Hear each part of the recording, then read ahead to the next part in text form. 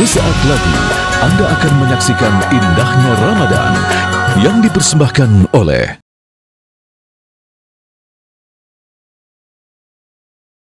Biasanya kalau sudah bicara tentang tanda kebesaran Allah itu matahari, bulan, penciptaan langit dan bumi.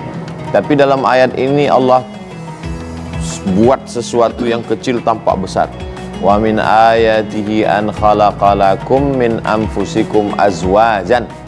Di antara tanda-tanda kebesaran Allah diciptakannya dari jenis diri kamu sendiri. Maksudnya dari jenis diri kamu sendiri, manusia menikah dengan manusia. Jadi jangan pernah bermimpi mau nikah dengan transformer atau mau nikah dengan putri duyung. Tujuannya untuk apa? Litaskunu ilaiha, supaya kamu merasa tenang, adem, ayam, tentram. Tapi dua makhluk yang berbeda ini mesti ada yang merekatnya. Dari mulai bentuk fisiknya, tubuhnya, batinnya, perasaannya berbeda. Maka Allah ikat dia, wa ja'ala bainakum mawaddatan wa rahmah.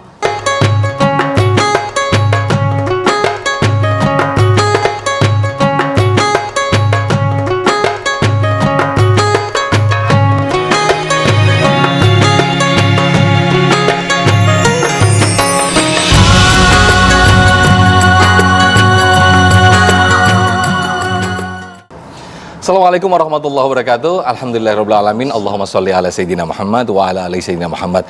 Alhamdulillah, indahnya Ramadan kembali hadir di hadapan Anda pemirsa dan siap menemani santap sahur Anda. Alhamdulillah, di tengah-tengah kita sudah hadir Uwas bersama sahabat. Assalamualaikum Uwas, sehat? Waalaikumsalam. Ada Bunda Yati Priyati. Assalamualaikum Bunda. Waalaikumsalam Ustaz Sufyan. Alhamdulillah, Masya Allah. Biasanya kalau ada Bunda Yati ini biasanya nggak jauh-jauh dari keluarga dan juga rumah tangga. Nah, benar banget ini. Kita akan membahas bagaimana cara menjaga keutuhan rumah tangga. Ternyata tidak mudah membolak-balikan tangan ya. Ada aja masalah ya Bunda ya. Ustaz Abu Somad juga nanti akan memaparkan bagaimana menjaga keutuhan rumah tangga menurut Islam. Saya akan menyapa dulu jamaah yang ada di sini. Assalamualaikum. Waalaikumsalam. Alhamdulillah. Udah pada sahur ini? Alhamdulillah. Baik, ini ada dari mahasiswa IIQ, Institut Ilmu Al-Quran. Alhamdulillah, sehat semuanya? Alhamdulillah. Nah, kalau yang sebelah sini alumni nih kayaknya nih, alumni. Dari mana nih? Pencinta di mana nih? Kita dari Rumah Kebaikan. Rumah Kebaikan, Masya Allah. Mudah-mudahan selalu menebarkan kebaikan. Amin. Baik, pemirsa, langsung saja kita persilahkan Gurunda Ustadz Abu Somad untuk memberikan pemaparannya bagaimana menjaga keutuhan rumah tangga menurut Islam. Bismillahirrahmanirrahim. Assalamualaikum warahmatullahi wabarakatuh. Waalaikumsalam warahmatullahi wabarakatuh. Alhamdulillah wassalatu wassalamu ala Rasulillah wa ala alihi wa sahbihi wa man da'a bida'watihi wa istanna bi sunnatihi ila yaumi liqa'i rabbih wa ba'du. Yang sama-sama kita hormati Ustaz Sofyan, Ustazah Bunda Yati beserta seluruh jamaah yang ada di studio dan jamaah indahnya Ramadan TV One dimanapun berada. Mudah-mudahan semuanya diberikan kesehatan zahir dan batin insyaallah. Amin, amin. A'udzubillahi minasyaitonirrajim. Wa min ayatihi, di antara tanda-tanda kebesaran Allah. Biasanya kalau sudah bicara tentang tanda kebesaran Allah itu matahari, bulan, penciptaan langit dan bumi. Tapi dalam ayat ini Allah buat sesuatu yang kecil tampak besar. Wa min ayatihi an khalaqalakum min anfusikum azwajan. Di antara tanda-tanda kebesaran Allah diciptakannya dari jenis diri kamu sendiri. Maksudnya dari jenis diri kamu sendiri, manusia menikah dengan manusia. Jadi jangan pernah bermimpi mau nikah dengan makhluk transformer atau mau nikah dengan putri duyung. Karena min anfusikum, dari jenis diri kamu sendiri. Tujuannya untuk apa? Litaskunu ilaiha, supaya kamu merasa tenang, adem, ayam, tentram. Karena sehebat-hebatnya laki-laki ibarat perahu bahtera yang di tengah laut, anginnya kencang, karangnya tajam, angin puting beliung, dipukul ombak dihempas gelombang. Tapi ketika dia akan sudah menautkan ke tepi pulau harapan, dia mulai tenang. Maka tujuannya adalah litaskunu ilaiha. Tapi dua makhluk yang berbeda ini mesti ada yang merekatnya. Dari mulai bentuk fisiknya, tubuhnya, batinnya, perasaannya berbeda. Maka Allah ikat dia, wa ja'ala bainakum mawaddatan warahmah. Yang mengikat dua makhluk yang berbeda ini, sampai orang barat mengatakan man from Mars. Laki-laki itu datang dari planet Mars, perempuan datang dari planet Venus. Ketemunya di bumi. Jadi orang bule itu selalu berpikir tentang langit. Kalau pepatah di kampung saya, asam di gunung, garam di laut, ketemu dalam belanga. Jadi dia tidak tahu jauh-jauh dari kuliner. Tapi substansi maknanya sama. Yang satu mengatakan dua planet yang berbeda ketemu di tempat yang sama. Yang satu dari tempat yang jauh, gunung dengan laut, tapi dipertemukan di tempat yang sama. Dan Allah menceritakan itu, perekatnya adalah mawaddatan warahmah. Dalam terjemahan Quran bahasa Indonesia, mawaddah diartikan cinta, rahmah diartikan kasih sayang. Jadi ketika saya ditanya, Ustadz, apa beda cinta dan kasih sayang? Cinta itu cinta, kasih sayang itu ya kasih sayang. Tapi makna Al-Quran begitu dalam. Mawaddah fisik. Sedangkan rahmah adalah non-fisik. Biasanya orang diikat dengan fisik. Tinggi semampai, rambutnya bak mayang terurai, bibirnya bak delima merekah, alisnya bak semut beriring, pipinya bak pauh dilayang, kata orang Melayu sedang berpantun, bersyair. Itu sebelum anak lahir. Sesudah pantunnya beda lagi. Mawaddatan warahmah. Jadi memang orang melihat dari fisik itu naluri biasa manusiawi. Makanya dalam Islam Nabi mengajarkan kalau kamu mau menikah, lihatlah wajah dan telapak tangan, karena itu akan memberikan motivasi. Maka tidak ada salahnya ketika seorang laki-laki akan meminang perempuan, tidak ada hubungan yang tidak syar'i. Jangan rusak hubungan ini, la talbisul haqqa bil batil. Jangan campur yang hak dengan yang batil. Maka ada dikenal dengan istilah ta'aruf, saling kenal mengenal. Mungkin seorang laki-laki mulai menyindir dengan kata-kata kiasan, Pak, saya tidak ingin hubungan ini hanya sekedar kita berjamaah di masjid, mau ingin lebih dekat lagi, si bapak pun nangkap, silakan datang ke rumah saya. Lalu kemudian si laki-laki datang ke rumah, lalu dia minta anak gadisnya membawakan rebus jagung. Kemudian ketika anak gadis bawa rebus jagung, si laki-laki itu mungkin karena malu, dia hanya ngeliat sedikit saja. Kalau mau divideokan, mungkin backsoundnya yang tepat. Oh iya. Artinya apa? Artinya fisik itu penting. Jadi kalau ada orang mengatakan, saya ingin menikahimu karena Allah, saya tidak melihat fisikmu, nikahlah dengan nenek-nenek. Itu lebih tulus. Jadi artinya melihat fisik tidak merusak niat dalam hati. Yang tidak benar itu adalah hanya fisikly saja. Wa ja'ala bainakum mawaddatan, fisik wa rahmah. Mawaddah itu melihat kelebihan, sedangkan rahmah itu menutupi kekurangan. Mawaddah itu adalah melihat bentuk fisik, rupa, sedangkan rahmah itu adalah kasih sayang. Jadi kalau kita lihat ada pasangan 70, 60 gandengan jalan kondangan bersama, sesungguhnya yang bertahan adalah rahmah, kasih sayang yang dititipkan Allah dalam hati seorang laki-laki. Dan beruntunglah laki-laki yang ketemu dengan perempuan. Berapa banyak laki-laki yang jatuh cinta rahmah, tapi kemudian tidak tersampaikan. Dan karena cinta tidak sampai itu biasanya orang jadi puitis. Orang kalau cintanya tidak sampai, dia akan bersyair kemana-mana. Dan syairnya itu luar biasa. Laki-laki itu tergila-gila dengan perempuan, perempuan itu namanya Laila, laki-laki itu namanya Qais. Sampai akhirnya Qais memang betul-betul gila. Dari gilanya itulah lahir syair-syair yang luar biasa. Dia tidak jadi menikah dengan Laila. Sampai akhirnya suatu ketika orang bertanya kepada Qais, Qais, seandainya kamu disuruh memilih antara dunia beserta isinya dengan Laila, kamu pilih mana? Qais menjawab, la ghubaru ni'aliha ahabbu ilayya wa ashfa li balwaha. Debu yang menempel di sendal Laila lebih kusuka daripada dunia beserta isinya. Itu seandainya jadi nikah, syair itu nggak keluar. Jadi rupanya cinta yang bertaut itu berubah menjadi kata-kata yang indah. Dan akhirnya Qais sembuh, dibawa oleh ayahnya berdoa di samping Ka'bah.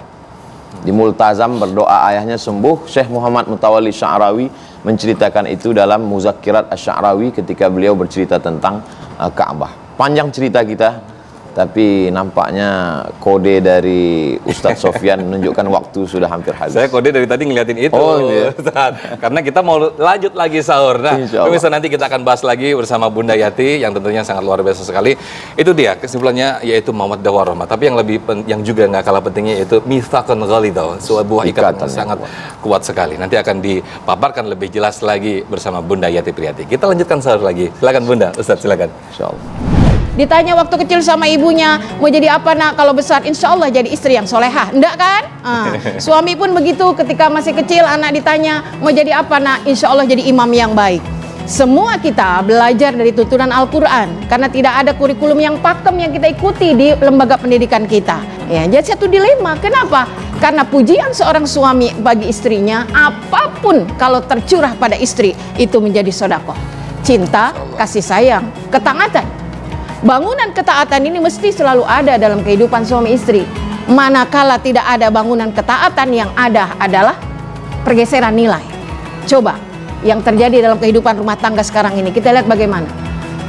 Beberapa waktu yang lalu kita lihat data Mas Sofyan bahwa krisis rumah tangga itu terjadi di tahun ke-5. Tapi ternyata enggak sekarang. Tahun kedua itu sudah mengalami krisis. Apa yang kurang dari mereka?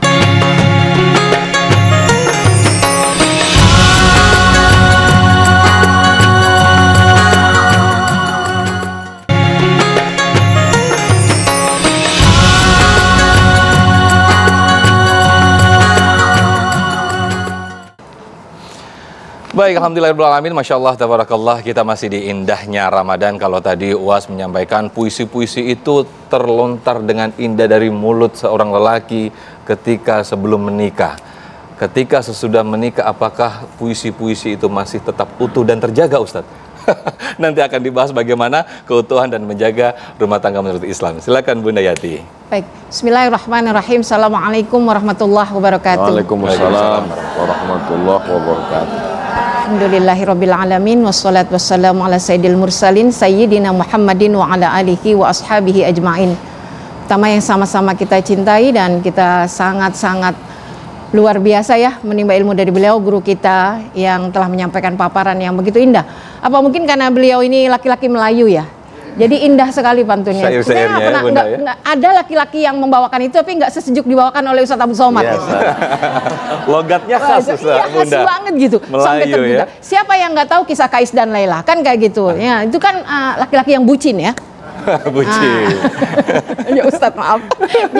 Jadi kalau ini kan karena ada generasi milenial nih Ustadz ya, bahwa ketika kita sudah berumah tangga itu tidak berlaku lagi. Tadi kata Ustadz, iya ya, yang glowing itu kelihatan ketika bersama. Dompet yang utuh itu pada saat PDKT. Tapi pada saat sudah berumah tangga tak segan-segan suami ada 2.000-an dikasih tahu istrinya. Nih, kan gitu ya. Nah, inilah rumah tangga. Maka itulah disebut rumah tangga. Kalau baik-baik saja itu bukan rumah tangga, namanya rumah Barbie. Ya, maka kita bersyukur dianugerahi oleh Allah Subhanahu wa taala pengetahuan tentang rumah tangga dari guru-guru, terutama petunjuk dari Al-Qur'an. Kenapa? Karena nih adik-adik kan masuk IKI ya, sudah semester berapa? 6 tadi katanya ya. Tapi tidak ada pelajaran bagaimana menjadi ibu yang baik kan gitu kan. Ditanya waktu kecil sama ibunya, mau jadi apa nak kalau besar? Insya Allah jadi istri yang solehah. Enggak kan? Suami pun begitu, ketika masih kecil anak ditanya, mau jadi apa nak? Insya Allah jadi imam yang baik. Semua kita belajar dari tuntunan Al-Quran, karena tidak ada kurikulum yang pakem yang kita ikuti di lembaga pendidikan kita. Maka ketika kita ingin berada di dalam kehidupan rumah tangga yang selalu konsisten, karena ini perjalanannya cukup panjang dan berumah tangga adalah ibadah yang paling panjang. Kenapa dikatakan ibadah yang paling panjang? Ketika kita sholat diawali dengan takbir, diakhiri dengan salam. Ketika kita ngaji diawali dengan ta'awud, diakhiri dengan shadaqallahul azim. Tapi jangan pernah berkata, Bu, rumah tangga disudahi dengan shadaqallahul azim. Ya kan? Inilah dilema yang terjadi terutama di era sekarang ini. Maka kita harus memiliki syarat. Yang pertama, yang membuat rumah tangga kokoh dan kuat itu seperti tadi dikatakan Ustadz, bahkan referensi yang paling kuat adalah ketakwaan. Cinta tidak. Karena cinta bisa pasang, bisa surut, bisa tumbuh, bahkan bisa mati. Tapi ketakwaan yang dibangun atas dasar kepercayaan keduanya dan menyandarkan diri sepenuhnya kepada Allah Subhanahu wa taala dalam ikatan yang disebut mitsaqan ghalidhah. Ini ikatan memang sangat kokoh dan kuat. Tapi bukan ikatan yang tidak bisa diotak-atik. Dia lentur. Suami dan istri bahu membahu bagaimana membina hubungan ini menjadi indah. Istri tetap mampu melakukan aktivitasnya, kemampuannya, anugerah yang diberikan oleh Allah dengan izin suami. Dengan izin suami. Begitupun suami mencintai istri, inilah kunci kasih sayangnya. Maka ketika Allah memerintahkan pergaulan yang ma'ruf, wa ashiruhunna bil ma'ruf, bukan hanya ma'ruf itu ya, memuji istri, tetapi juga bersabar atas tingkah pola yang tidak menyenangkan. Tentu saja, karena makin lama kan makin kelihatan. Kalau waktu PDKT kan yang baik-baik saja, iya, senyumnya manis, dompetnya tebel, mukanya glowing. Tapi kan sekarang, bahkan jujur aja Bu, kita sekarang kan udah jarang dipuji sama suami. Iya, udah jarang dipuji, pakai baju udah cakep gitu ya. Makanya saya kalau nggak dipuji saya minta Ustaz. Daripada saya lapar pujian. Ya, inilah dibilang ibu-ibu nih. Kita bilang sama ibu-ibu, Bu, sebelum keluar rumah, baju yang matching ini minta dipuji sama suami. Karena nanti kalau tak pernah dipuji sama suami, lewat pangkalan ojek misalnya, tukang ojek muji, ibu besok balik lagi ke situ. Ya, jadi satu dilema. Kenapa? Karena pujian seorang suami bagi istrinya, apapun kalau tercurah pada istri, itu menjadi sedekah. Cinta, kasih sayang, ketaatan. Bangunan ketaatan ini mesti selalu ada dalam kehidupan suami istri. Manakala tidak ada bangunan ketaatan, yang ada adalah pergeseran nilai. Coba yang terjadi dalam kehidupan rumah tangga sekarang ini, kita lihat bagaimana. Beberapa waktu yang lalu kita lihat data Mas Sofyan, bahwa krisis rumah tangga itu terjadi di tahun kelima. Tapi ternyata enggak sekarang. Tahun kedua itu sudah mengalami krisis. Apa yang kurang dari mereka? Materi berlebih, betul. Karir bagus. Suami, Masya Allah, tampan luar biasa. Begitupun istri, dua-duanya bisa cari nafkah. Tapi kenapa? Kenapa mereka mengalami konflik yang begitu tajam? Inilah landasannya. Maka keutuhan di dalam membangun prinsip diri yang disandarkan pada Allah Subhanahu wa Ta'ala. Istri ketika melihat suami, ya Allah, dari awal kita bersama sampai akhir makin kelihatan. Kalau udah berumah tangga nggak ada kebohongan, Bu. Jadi kalau senior matanya ke sini. Kalau junior ke sini, ini kan baru calon ibu, yang ini udah pengalaman. Maka alisnya beda. Yang ini udah agak turun. Anak ini rasanya udah banyak liku-liku, Ustadz. Ya. Kalau yang ini masih optimis, kan kayak gitu. Nah, ibu kasihlah inspirasi buat anak-anak kita bahwa nikah itu indah. Apalagi kalau melihat Ustadz Abdul Somad kan tadi, ya Allah, ini enak banget ketika bersyair, kan gitu. Karena disinilah penggugah jiwa. Bagaimana rasanya kita melihat bahwa perjalanan yang panjang ini mesti kita lihat dari aspek yang paling kokoh, yaitu ketakwaan. Yang kedua, kejujuran. Nah, jujur itu mahal, iya. Karena kalau kita udah bersama, kita dilepas oleh orang tua kita. Seorang ayah percaya anaknya diserahkan pada laki-laki lain, kemudian meninggalkan semuanya demi suaminya. Landasan yang pertama adalah kepercayaan. Tak mungkin seorang ayah melepaskan putrinya pada seorang laki-laki, dibawa pindah lagi lintas pulau. Mending kalau geser dikit. Ini jauh. Modalnya adalah kepercayaan. Tanpa ada landasan kepercayaan, baik penitipan dari orang tua kepada calon suami ataupun keduanya, tidak akan pernah terjadi. Jadi kepercayaan itu harus dipegang dengan apa? Landasan kejujuran. Apapun yang dipikirkan, apapun ide dan gagasan, tumpahkan kepada pasangan. Jangan mikir sendiri. Kita kan kadang kesel ya Bu, suami diem aja sampai 2 jam. Oh nopo toh Pak, kan kayak gitu. Orang Jawa. Sambil ngeliatin dompet gitu ya. Kalau memang ada masalah, ngobrol bersama. Inilah gunanya kita hidup berumah tangga. Jadi kalaulah istri ini memang dikatakan lemah, tak seluruhnya. Kenapa? Karena selemah-lemahnya manusia pasti dia punya kekuatan. Begitupun sekuat-kuatnya seseorang pasti dia punya kelemahan. Makanya Allah sandingkan kita dengan yang berbeda, bukan dengan yang sejenis. Sampai kapanpun dengan yang sejenis itu tak rapuh. Makanya yang ada adalah bagaimana relasi ini tadi dari jiwa yang satu, berbeda jenis kelamin. Sama satu visi, sama keinginan, sama-sama hamba Allah, sama-sama ingin bahagia. Yang membedakan adalah engkau laki-laki, aku perempuan. Ini. Masya Allah, luar biasa sekali apa yang disampaikan mukadimah dari Bunda Yati Priyati. Ini saya yakin banyak sekali Bunda UAS yang ingin bertanya, yang ingin ngaji lebih dalam lagi, itu karenanya penting banget nih, pengajian tuh penting pengajiannya jadinya ya.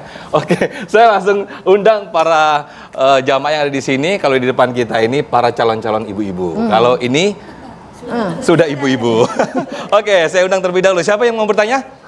Wih, kok banyakan ibu-ibu karena udah yang pengalaman ya. Silakan, Bunda, boleh berdiri. Oke, kenalkan nama dan juga pertanyaannya silakan. Siap. Assalamualaikum warahmatullahi wabarakatuh. Waalaikumsalam. Assalamualaikum warahmatullahi wabarakatuh. Perkenalkan, saya Lia Aprilia dari Yayasan Rumah Kebaikan Bandung. Yang ingin ditanyakan yaitu bagaimana kita untuk menjadi sebenar-benarnya istri yang dirindukan surga, istri yang dambaan suami yang sesungguhnya. Sementara di dunia yang nyata tuh istri lebih berpenghasilan lebih tinggi dari suaminya, tapi tetap ingin menjadi istri yang solehah banget, yang menjadi benar-benar diridhoi Allah. Itu aja Ustadz, terima kasih. Wassalamualaikum warahmatullahi wabarakatuh. Waalaikumsalam warahmatullahi wabarakatuh. Saya juga pengen bagaimana cara jadi suami yang jadi suami dambaan gitu Bunda ya. Ini lah kuncinya sama Ustadz ini. Iya. Oke, nanti kita lanjutkan. Ditahan dulu jawabannya. Kita lanjutkan sahur dulu. Wah, silakan. Bunda, silakan. Iya. Maka yang paling selamat itu ya ikut tuntunan Nabi Muhammad SAW. Kata Nabi, "Idza nazarta ilaiha sarratska." Kalau engkau melihat dia, istrimu, sarratska, maka dia menyenangkan hatimu. Begitu juga sebaliknya. Jadi sekarang banyak perempuan, dia pakai baju bagus, pakai make up, tapi untuk menyenangkan suami orang, bukan suaminya. Di rumahnya dia seperti suster ngesot.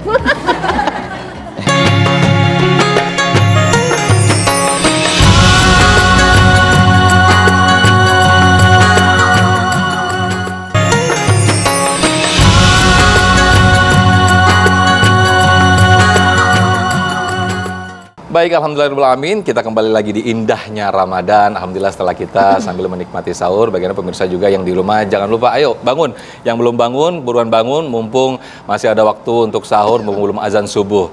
Kita kembali mereview sedikit apa yang ditanyakan Ibu Lia tadi ya, Bunda Lia. Bagaimana UAS dulu mungkin yang akan menjawab caranya jadi istri idaman, istri dambaan untuk suami khususnya, dan juga pastinya dambaan surga ya.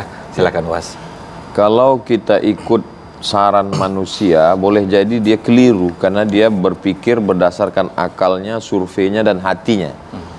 Maka yang paling selamat itu ya ikut tuntunan Nabi Muhammad SAW. Karena Nabi itu wa ma yantiqu anil hawa in huwa illa wahyun yuha. Dia wahyu dari Allah Subhanahu wa taala. Kata Nabi, "Idza nazarta ilaiha sarratska."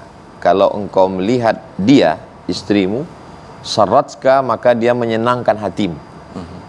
Oleh sebab itu syarat istri solihah, dambaan adalah bagaimana dia menyenangkan hati suami. Begitu juga sebaliknya. Jadi sekarang banyak perempuan, dia pakai baju bagus, pakai make up, tapi untuk menyenangkan suami orang, bukan suaminya. Di rumahnya dia seperti suster ngesot. Jadi, Masya Allah, Bu.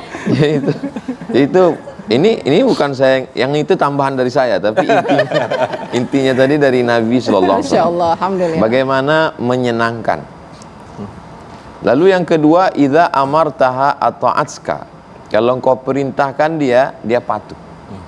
Banyak perempuan ketika diperintah atasannya datang jam 7, 6.30 sudah siap. Tapi kalau kepada suaminya enggak. Kamu kok enggak patuh sama saya? Iya, gaji saya kan lebih gede dari kamu. Nah ini, jadi idza amartah, selama perintahnya itu tidak keluar dari perintah Allah dan Rasul. Sebab kaedahnya dalam Islam, la ta'ata li makhluqin fi ma'siyatil khaliq. Jadi ada juga beberapa jamaah, ibu-ibu perempuan ngadu, "Ustadz, suami saya merintahkan saya tapi saya nggak bisa ikut, dia marah." Kata dia, wajib patuh suami. Perintahnya apa? Dia suruh saya buka hijab, rambut saya warna 3 warna, merah, kuning, kelabu. Waduh, bendera tuh. Udah kayak bendera Ustaz. Ini bendera negara mana ini? Ini nggak benar. Jadi selama perintahnya itu sesuai dengan perintah Allah dan Rasul, istri wajib patuh dan taat. Yang ketiga, idza ghibta anha hafizat amwalaka wa auladaka. Kalau engkau pergi mencari nafkah, maka istrimu menjaga hartamu, menjaga anakmu. Kendaraanmu, rumahmu, semua benda yang kau miliki, sedangkan itu semua dia jaga, apalagi dirinya.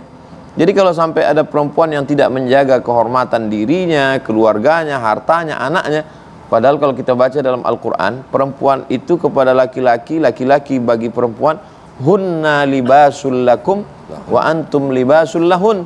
Hunnanya duluan, perempuan itu menjadi pakaian, Saya pede berada di depan adik-adik, ibu, ustazah, ustadz, di depan jamaah indahnya Ramadan TV One. Itu kan karena ada pakaian yang menutupi saya. Jadi perempuan itu hunna libasun, dia menutupi laki-laki. Sehebat-hebatnya laki-laki, setangguh-tangguhnya laki-laki, sesungguhnya ada perempuan yang luar biasa yang menutupi segala kekurangannya. Wa antum libasul lahun. Seringkali laki-laki mengatakan, saya yang hebat, saya yang melindungi kamu. Tapi kalau kita lihat dalam hadis, khuliqatil mar'atu min dhina, perempuan itu diciptakan dari tulang rusuk. A'wajuha a'laha, tulang rusuk yang paling bengkok adalah yang paling atas. Kenapa ada tulang rusuk? Karena ada jantung yang mesti dijaga. Kalau kecelakaan, tulang itu yang patah duluan, baru jantungnya robek. Jadi filosofi dari situ, sesungguhnya yang selama ini mengatakan laki-laki melindungi perempuan, sesungguhnya perempuan itulah yang melindungi laki-laki. Karena di balik jantung yang lembut itu ada tulang yang kokoh. In akhazta aqamtaha kasartaha.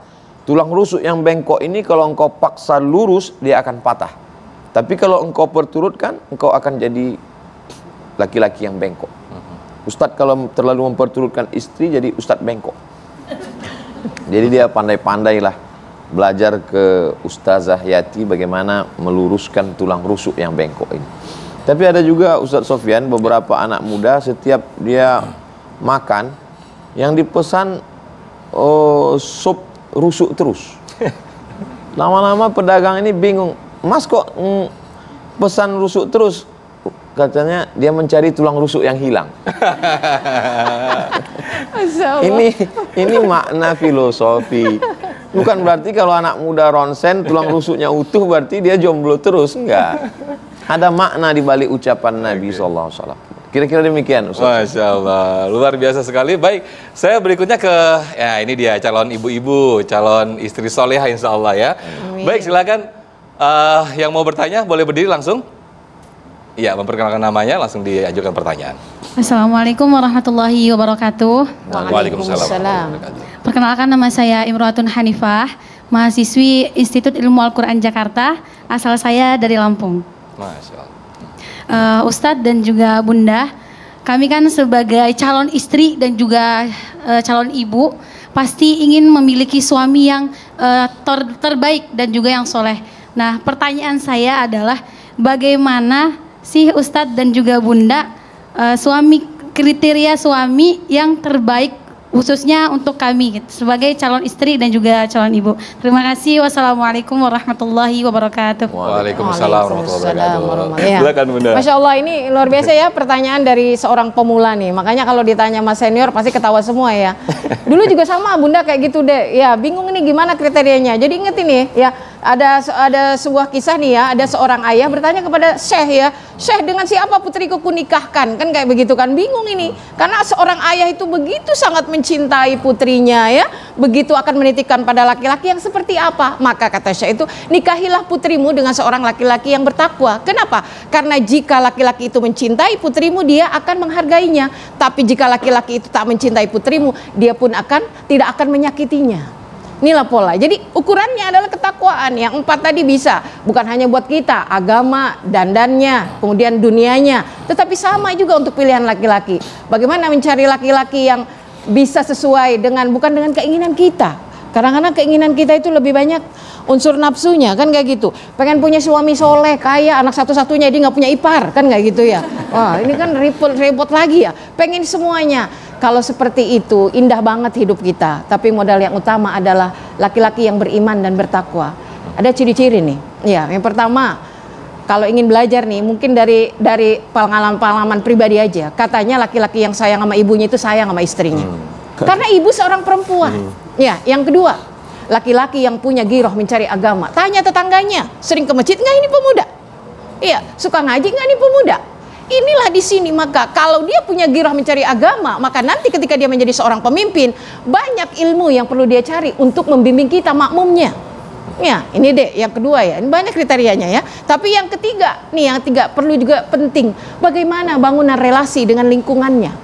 Sehingga begitu nanti menikah, dia paham betul bahwa menikah itu bukan menyatukan hati, ya, 2 jiwa, tetapi menyatukan 2 keluarga besar.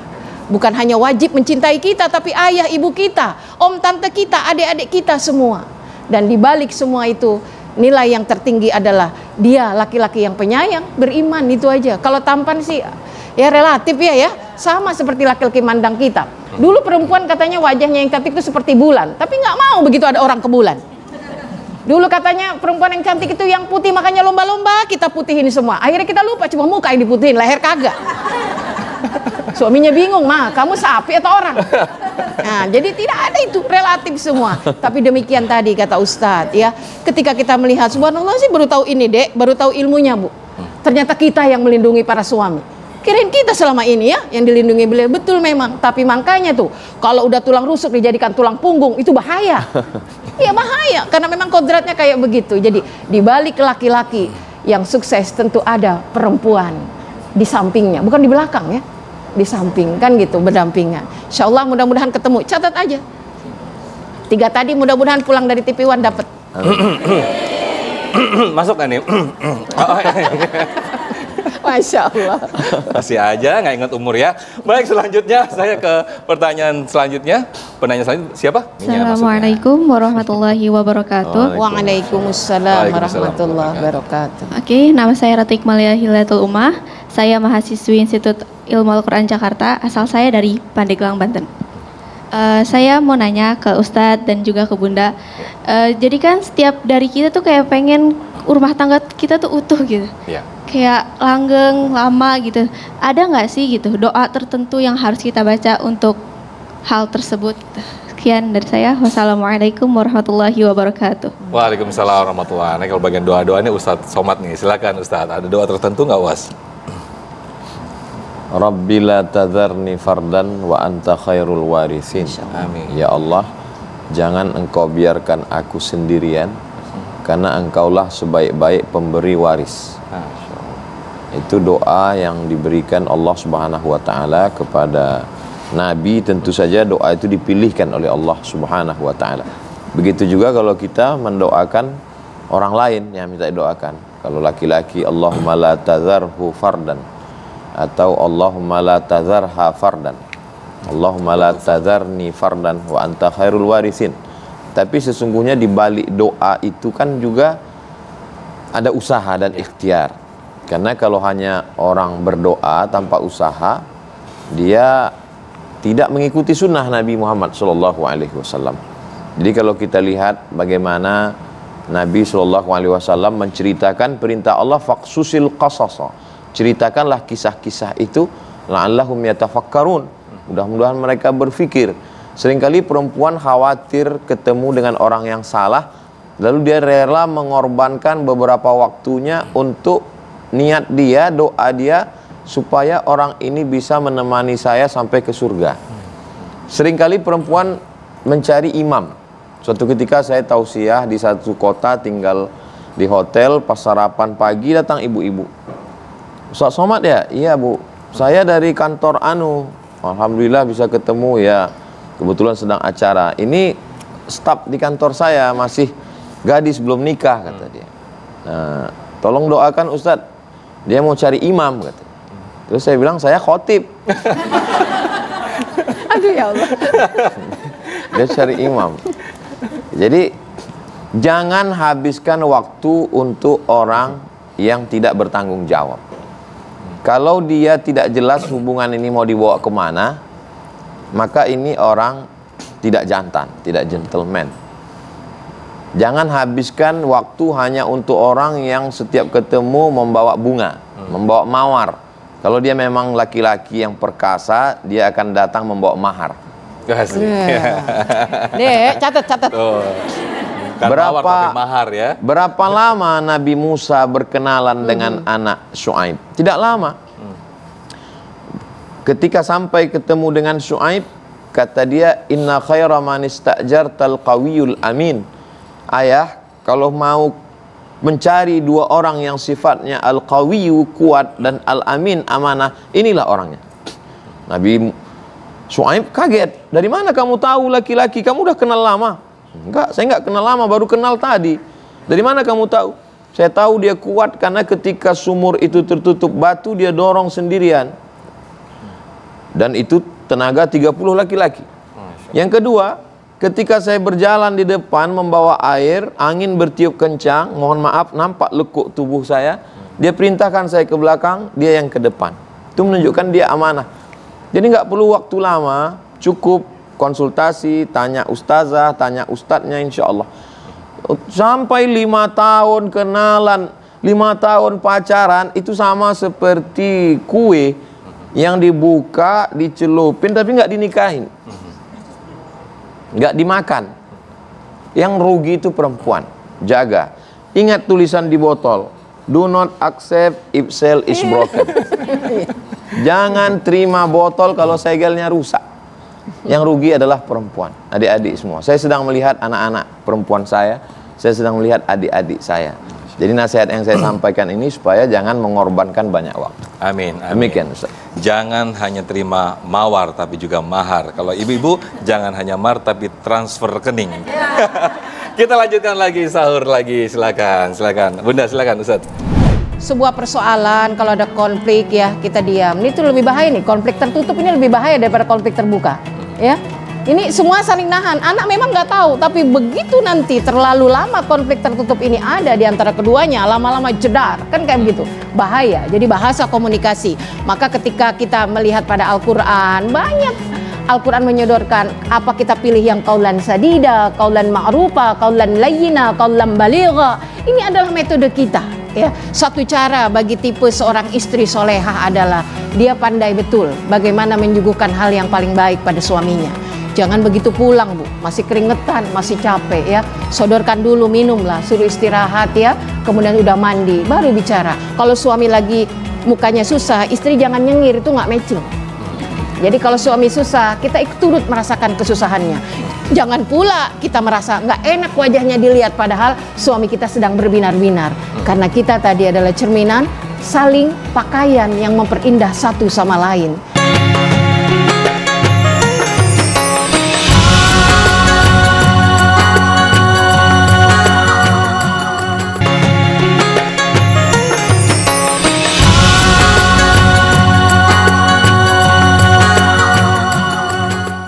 Baik, alhamdulillahirrahmanirrahim, Masya Allah, tabarakallah. Tidak ada habis-habisnya kalau ngomongin tentang keutuhan rumah tangga, dan sangat menarik sekali ya Bunda, Ustadz. Nah, kita ajak lagi ini para jamaah yang ada di sini untuk mengajukan pertanyaan. Mana nih, ibu-ibu atau calon ibu-ibu? Silakan. Wih, rame. Yang mana nih? Ya udah, yang udah megang mic deh, silakan. Bunda, silakan. Assalamualaikum, saya Eni dari Rumah Kebaikan Bandung. Ya. Saya pernah dengar salah satu kiat menjaga rumah tangga adalah komunikasi yang baik dengan suami. Tapi gimana kalau kita mau ngobrol, kita takut suami kita udah, aduh takut marah nih kalau kita ngobrol ini gitu Bun. Jadi gimana caranya biar kita bisa komunikasi yang baik dengan suami, itu pertanyaan saya. Terima kasih. Wassalamualaikum warahmatullahi wabarakatuh. Menemukan momen yang pas itu gimana caranya ya Iya, Bunda betul. ya? Silakan Bunda Yati dulu, nanti mungkin Uwas Jadi akan kan menambahi. semakin lama kita kan semakin kenal pasangan kita ya, di mana moodnya. Ibu-ibu mesti lihat nih ya. Jadi kalau ada istri nggak kenal mood suaminya itu bahaya ya. Jadi jangan biarkan itu sebuah persoalan kalau ada konflik ya kita diam. Ini tuh lebih bahaya nih, konflik tertutup ini lebih bahaya daripada konflik terbuka. Ya.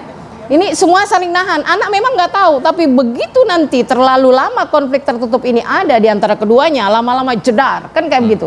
Bahaya. Jadi bahasa komunikasi. Maka ketika kita melihat pada Al-Qur'an, banyak Al-Qur'an menyodorkan apa kita pilih yang qaulan sadida, qaulan ma'rufa, qaulan layyina, qaulan baligha. Ini adalah metode kita. Ya, satu cara bagi tipe seorang istri solehah adalah dia pandai betul bagaimana menyuguhkan hal yang paling baik pada suaminya. Jangan begitu pulang Bu, masih keringetan, masih capek ya. Sodorkan dulu, minumlah, suruh istirahat ya. Kemudian udah mandi, baru bicara. Jadi intinya adalah komunikasi itu sangat penting. Kenapa? Karena kita manusia bisa saling mengerti keinginan masing-masing itu dengan bahasa komunikasi. Tanpa komunikasi semuanya tidak akan berjalan baik. Mungkin ada bahasa isyarat, akan tetapi itu dalam momen-momen tertentu saja. Maka latihan komunikasi yang baik bagi seorang istri adalah dia bisa melihat situasi yang indah, di mana kebersamaan itu bisa tercipta, keinginan-keinginan istri. Masa kita hanya diajarkan sama iklan, kan kayak gitu. Lihat bagaimana momen komunikasi saat kita bersama-sama, memunculkan wajah yang ceria, bisa merasakan apa yang sedang dirasakan oleh suami. Makanya kita mesti matching sama suami, Bu. Kalau suami lagi mukanya susah, istri jangan nyengir, itu nggak matching. Jadi kalau suami susah, kita turut merasakan kesusahannya. Jangan pula kita merasa nggak enak wajahnya dilihat, padahal suami kita sedang berbinar-binar. Karena kita tadi adalah cerminan saling pakaian yang memperindah satu sama lain. Jadi ketika ada hal yang belum terselesaikan dalam kehidupan rumah tangga, masalah-masalah yang belum bisa kita kemukakan pada pasangan, maka akan tetap menjadi satu ganjalan. Bahasa komunikasi itu mesti terbina kapanpun. Terlebih lagi nih di bulan Ramadan. Banyak momen baik pada saat kita ba'da taraweh. Iya, bahkan pada saat kita berjalan menuju masjid. Buka dulu di sana, Bu. Tidak ada laki-laki yang emosi kalau menuju masjid. Makanya kalau suami ke masjid, ikutin, Bu, jangan dibiarin sendiri. Iya, saya ngikut itu. Kenapa? Karena teduhnya seorang laki-laki itu manakala menuju masjid, insya Allah. Baik, wah silakan boleh ditambahkan sedikit dan juga kesimpulan, Ustaz. Ketika Abu Talhah sedang musafir, lalu anaknya sakit sampai anak itu meninggal. Saat sampai di rumah, Ummu Sulaim tetap menyuguhkan wajah yang cerah. Karena seperti dikatakan Bunda Ustazah Yati bahwa pasangan itu kan cermin. Makna cermin itu kalau kita bercermin, kalau kita senyum, yang dicerminkan ikut senyum. Gak mungkin kita senyum dia nangis. Gak mungkin kita nangis dia senyum. Maka saat Abu Talha pulang, istrinya menyambut dengan senyuman, wajahnya tidak berubah sama sekali. Lalu kemudian dia suguhkan makanan, dan Abu Talha bertanya, gimana anak kita? Kata Ummu Sulaim, anak kita askanu mimma qabli. Dia sekarang lebih tenang dari hari sebelumnya. Padahal maksudnya lebih tenang itu udah ninggal. Dia sanggup menyambut dengan raut wajah yang cerah, dengan menyuguhkan makanan, dengan melayani, mohon maaf sampai berhubungan. Dan hasil hubungan itu lahirlah seorang anak yang soleh-solihah setelah itu. Diganti Allah SWT lebih baik daripada yang sebelumnya. Sampai ketika setelah selesai dia beritahu anak kita sudah meninggal. Abu Talhah naik emosinya, dia tenangkan. Dia sampaikan akhirnya sadar bahwa begitulah lembutnya seorang. Bayangkan dengan kita sekarang, mencret dikit aja mungkin udah kita balas macam.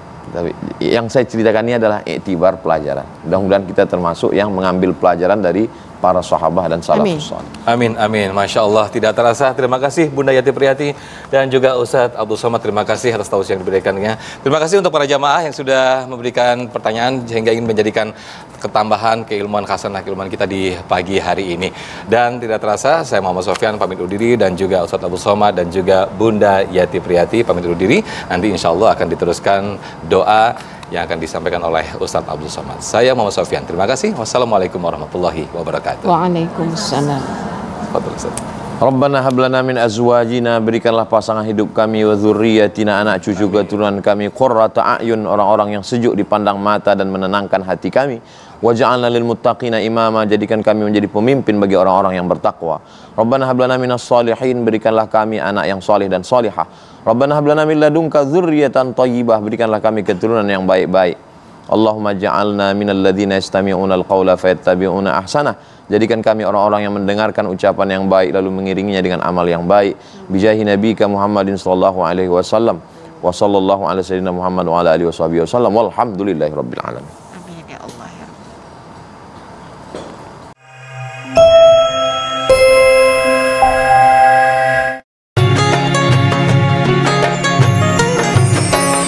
Anda baru saja menyaksikan Indahnya Ramadan yang dipersembahkan oleh